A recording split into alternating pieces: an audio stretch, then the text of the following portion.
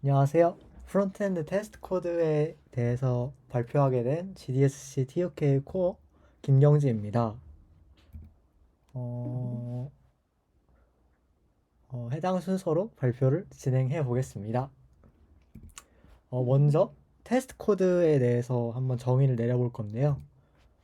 정의를 내리기 전에 제가 테스트 코드에 관심을 가지게 된 이유에 대해서 먼저 설명드리겠습니다. 어, 첫 번째로 뭔가 기능을 만들거나 수정한 후 뭔가 수동으로 일일이 테스트 해봐야 되는 것에 대해서 뭔가 번거로움을 느꼈습니다. 그래서 이거를 코드로 자동화할 수 있지 않을까? 라고 생각을 해서 뭔가 테스트 코드에 대해서 조금 관심을 가지게 되었습니다. 두 번째로 제품에서 10개의 기능을 만들면 뭔가 10개 또는 그 이상의 이슈가 나오는 현상이 있었는데 이것을 좀 해결할 방법을 찾다가 테스트 코드를 짜면 이러한 이슈를 좀 줄일 수 있지 않을까라고 생각을 하였습니다. 그리고 세 번째로 리팩토링에 대한 대비인데 제가 리팩토링 하는 걸 되게 좋아하는데 리팩토링을 했을 때 기존에 동작하던 기능이 제대로 동작하지 않거나 에러를 뱉거나 약간 이러면 안 되기 때문에 테스트 코드를 짜서 뭔가 이제 기존에 돌아가던 기능이 제대로 동작하는지에 대한 테스트를 짜서 리팩토링에 대한 안정성을 조금 확보를 하고 싶어서 테스트 코드를 좀 공부해 보게 되었습니다. 그래서 테스트 코드란 정의를 내려보자면 소프트웨어 기능과 동작을 테스트하는 데 사용되는 코드입니다. 테스트의 종류는 세 가지로 구분을 하는데요. 첫 번째로 단위 테스트는 하나의 모듈을 기준으로 독립적으로 진행되는 가장 작은 단위의 테스트입니다. 두 번째로 통합 테스트는 서로 다른 모듈 혹은 클래스 간 상호작용의 유효성을 검증하는 테스트입니다. 세 번째로 E2E 테스트, 엔드-투-엔드 테스트는 전체 시스템을 사용자 시나리오에 기반하여 종합적으로 검증하는 테스트입니다. 그리고 다음으로 프론트엔드 테스트 코드에 대해서 설명을 드릴 건데요. 많은 분들이 이제 프론트엔드에서 테스트 코드를 짠다고 하면 대체 프론트엔드에서는 뭘 테스트하지? 약간 이렇게 질문을 하신 분들이 많았습니다. 그래서 프론트엔드에서 테스트 대상이 뭐냐라고 설명을 드리자면 먼저 시각적 요소에 대해서 테스트를 해볼 수 있습니다. 뭔가 이제 화면에 UI가 나왔을 때 텍스트가 잘 보이는지, 버튼 색깔은 잘 이게 색깔이 뭐 파란색인지, 뭐 빨간색인지 이런 거를 시각적으로 테스트를 해볼 수 있고요.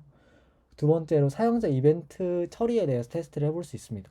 이제 버튼을 클릭하거나 뭐 키보드를 입력했을 때 이제 기능에 원하는 동작에 맞게 동작을 하는지에 대해서 테스트를 해볼 수 있고요. 세 번째로 API 서버 통신에 대해서 테스트를 해볼 수 있습니다. 이제 서버에 요청을 보내서 뭐 응답을 받았을 때 응답이 정상적으로 왔으면 뭐 어떤 UI를 보여주고 에러가 발생했으면 에러 UI를 어떻게 보여줄 것인가 이런 걸 테스트해 볼 수 있습니다. 그리고 이제 프론트엔드에서는 테스트 환경이 두 가지로 이렇게 나뉘는데요. 첫 번째로 브라우저 환경에서 테스트를 해볼 수 있습니다. 브라우저 환경에서 했을 때 장점은 모든 웹 API에 접근이 가능합니다. 그리고 두 번째, 크로스 브라우징에 대해서 테스트가 가능합니다. 뭐 크롬, 사파리, 뭐 파이어폭스 이런 브라우저에 대해서 모두 테스트가 가능합니다. 하지만 단점으로는 실행 속도가 느립니다. 그래서 저의 경우에는 브라우저 환경에서 테스트를 할 때는 E2E 테스트를 진행할 때 브라우저 환경에서 테스트를 합니다. 그리고 두 번째로 노드.js 환경에서 테스트를 하는 건데요. 이제 노드.js 환경에서 테스트를 하는 거는 이제 돔 자체를 이제 가상의 돔을 서버에 그려서 테스트를 하는 방식입니다. 그래서 실행 속도가 빠르고요. 하지만 단점으로는 웹 API에 접근이 불가합니다. 뭐 윈도우.매치 미디어, 윈도우.리사이즈 옵저버 같이 이런 웹 API에 접근할 수 없습니다. 예를 들어서 이제 반응형 UI를 개발을 한다고 할 때 만약 이제 서버에서 그 노드.js 환경에서 테스트를 하기 때문에 지금 화면이 뭐 몇 픽셀인지 이런 거를 알 수 없기 때문에 이런 거를 테스트를 할 때는 직접 윈도우.매치 미디어 값을 지정을 해줘야 됩니다. 그래서 Node.js 환경에서는 단위 테스트나 통합 테스트를 진행할 때 보통 사용합니다. 그래서 제가 실제로 작성한 테스트 코드에 대해서 몇 가지 예시를 들어보려 합니다. 일단 예시에서 저는 리액트 쿼리, 테스팅 프레임워크로는 비테스트, 테스팅 라이브러리, MSW 스토리북을 이용하였고요. 예시 링크는 아래에 있고요. 이제 QR 코드를 통해서 이제 바로 들어갈 수 있습니다. 그리고 이제 첫 번째 예시로는 이제 페이지네이션 컴포넌트에 대해서 테스트를 진행을 해보았습니다. 페이지네이션은 이제 화면과 같이 이제 페이지를 전환할 수 있고 다음 버튼을 누르면 다음 페이지로 넘어가고 이러한 컴포넌트입니다. 그래서 뭐 처음 버튼, 이전 버튼, 다음 버튼, 마지막 버튼이 존재하고 이제 페이지가 짜라락 존재하게 됩니다. 그래서 이 컴포넌트에 대해서 저는 이제 아래와 같이 테스트 케이스를 정의를 해보았는데요. 가장 기본적으로 뭐 페이지 번호를 클릭하면 페이지가 변경되고 뭐 다음 페이지 구간이 존재할 경우 뭐 다음 버튼을 누르면 다음 구간으로 이동하고 뭐 마지막 버튼을 누르면 마지막 페이지로 이동하는데 만약 구간이 존재하지 않을 경우에는 이제 버튼을 눌러도 이동하지 않겠죠. 그리고 마지막에 보면 현재 구간의 페이지 개수가 설정한 구간의 개수보다 작을 때 페이지 개수만큼만 보여준다라고 돼 있는데 이게 현재 이렇게 5페이지 5개씩 보여주다가 이제 맨 마지막에는 이제 4개만 보여주는데 이제 더 이상 페이지가 없기 때문에 해당 개수에 맞게만 보여준다는 내용입니다. 그래서 이거를 실제로 이제 코드로 이제 제가 보여드릴 건데 이전 페이지 구간이 존재할 경우 이전 버튼을 누르면 이전 구간으로 이동한다에 대한 테스트를 제가 한번 코드로 이제 띄워드리겠습니다. 이제 컴포넌트를 렌더링 하고요. 이제 이전 버튼을 눌렀을 때 현재는 이제 6, 7, 8, 90이 지금 화면에 렌더링이 됐는데 이제 버튼을 클릭하면 이제 1, 2, 3, 4, 5가 이제 돔 안에 있는지에 대해서 테스트를 해보는 겁니다. 다음으로는 이제 테이블 필터에 대한 예시를 설명드리겠습니다. 테이블 필터는 이제 데이터 이제 테이블 UI에서 이제 뭐 필터를 걸 때 사용하는 UI입니다. 이제 여기와 같이 뭐 선택을 해서 전체 선택을 할 수도 있고 뭐 부분 선택을 할 수도 있는 이런 UI인데요. 이 컴포넌트에 대해서는 뭐 아래와 같이 테스트 케이스를 정의해 볼 수 있을 것 같습니다.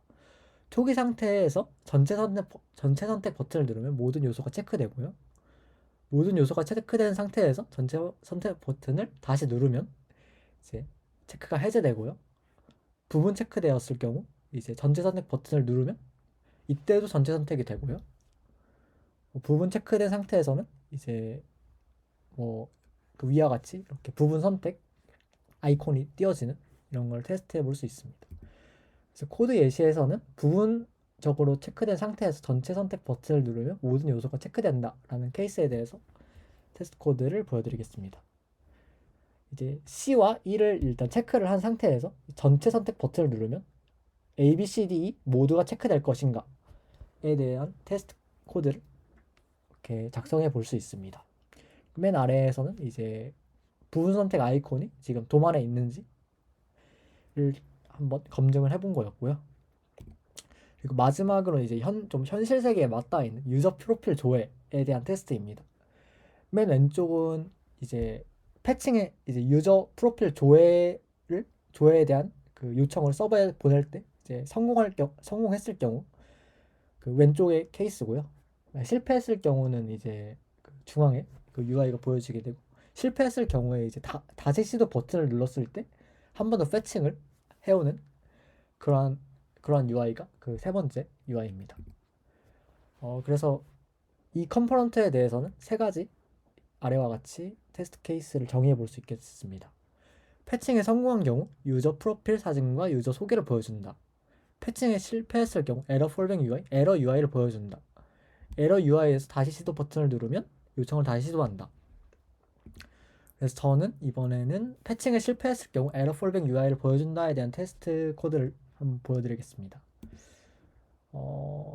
코드나 그 화면과 같은데요. 이제 에러가 패칭에 실패했을 경우에 대한 테스트를 어떻게 작성하냐라고 그 의문을 가질 수 있는데 여기 화면과 같이 이제 성공한 경우에도 이제 보통 API 모킹을 해서 구현을 하는데요. 이제 실패했을 경우에는 이제 모킹한 API를 한 번 더 오버라이드해서 해당 엔드포인트에 대한 요청을 했을 때 이제 500 에러를 일부러 인위적으로 발생시켜서 이렇게 테스트를 해볼 수 있습니다.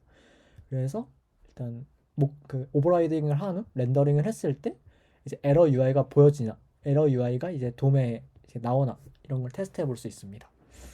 그래서 이렇게 테스트 코드를 짜면서 제가 개인적으로 느꼈던 장점은 이렇게 네 가지로 추려볼 수 있는데요.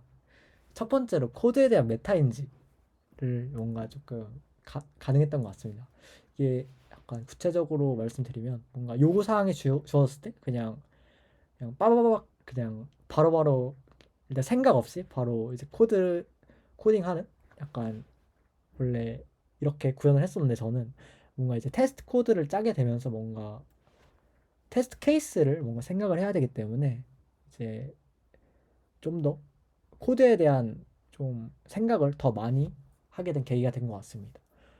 그리고 뭔가 테스트 코드를 짤 때 뭐 컴포넌트를 테스트를 하든 훅을 테스트하든 이제 어떤 덩어리 위주로 테스트를 하기 때문에 해당 덩어리의 뭔가 역할 이런 걸 좀 더 생각을 해서 결합도와 의존성이 낮은 뭔가 좀 역할이 잘 분리된 이런 코드를 만들 수 있었던 것 같습니다.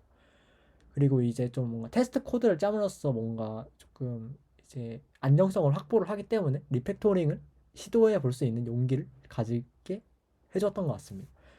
그리고 마지막으로 이제 테스트 코드도 어쨌든 코드기 때문에 이제 뭐 다른 사람이 봤을 때 이게 문서로서 또 작용을 할 수 있을 거라고 생각을 하였습니다. 그래서 이번 발표를 준비하면서 제가 이게 테스트 코드 설정을 했는데 이때 비테스트 라이브러리 설정을 보면서 이제 공식 문서에 뭔가 공식 그 예제가 뭔가 오류가 있더라고요. 그래서 제가 오류를 수정해서 플리캐스트를 날려서 이제 머지 되었습니다. 잠깐 자랑을 해보았고요. 이상입니다. 감사합니다.